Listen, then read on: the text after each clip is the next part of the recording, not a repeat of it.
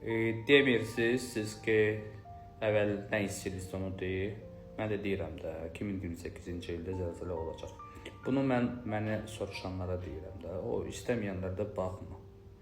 Mən yenə də deyirəm, bir insan yaxşı şey olduqca deyirlər. Mən yaxşı şey görmürəm. Ona görə də hiss etdiyim şeylər budur, bunları da sizə deyirəm. 2028-ci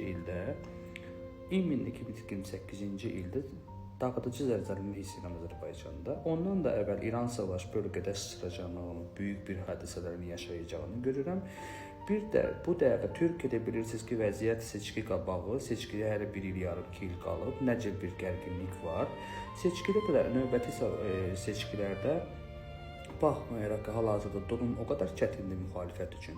Amma mən yenə də deyirəm ki, Erdoğan bəy növbəti seçkilərin qalibi görmürəm. Bunun da bir proqnozdur. Mən onu istəmədiyindən və ya istədiyindən demək zorunda deyiləm.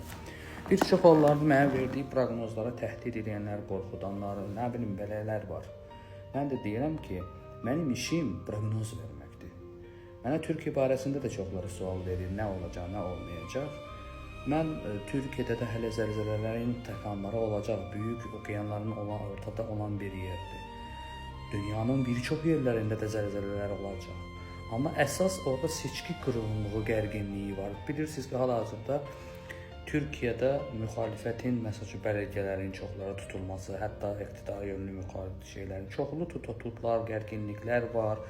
Orada nə bilim CHP, bu mən də politika izləyənlər üçün də bu proqnozu verirəm və orada bəziləri də mənə sual verir ki, bir çox adamın suallarının əsasında bu cavab verirəm ki, Erdoğan bəyin aqibəti Türkiyədə. Mən də deyirəm ki, Türkiyədə 2028-ci ildə seçkilər olmalıdır. O biraz tez olacaq. O seçkilər 2028-ci ilin o seçki vaxta qədər getməyəcək. 2027-ci ildə olacaq. Və o seçkilərin də qalibi hamıdan istədiyimiz, hamının düşündüyümüz, bizim Azərbaycanımızın babamız, qardaşımız, dostumuz, əmimiz Erdoğan bəy istəsək də qalib bir başqa adam və nələr oynayacaq, hansısa bir böyük oyunlar orada olacaq, başqa adam hiss edirəm. Bunu o demək deyil, İlkram İmamoğlu'da içəridə olan və ya kimdə yox.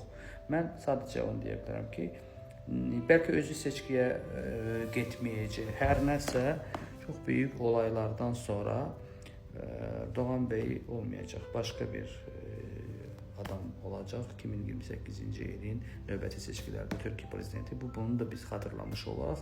Çünki 2028-ci ildə Azərbaycanda bir zəlzələ hiss edirəm. Həm də orada bir seçkidə olacaq olan bir şey deyirəm. Bu iki dənə proqnoz 2028-ci ildən indidən deyirəm.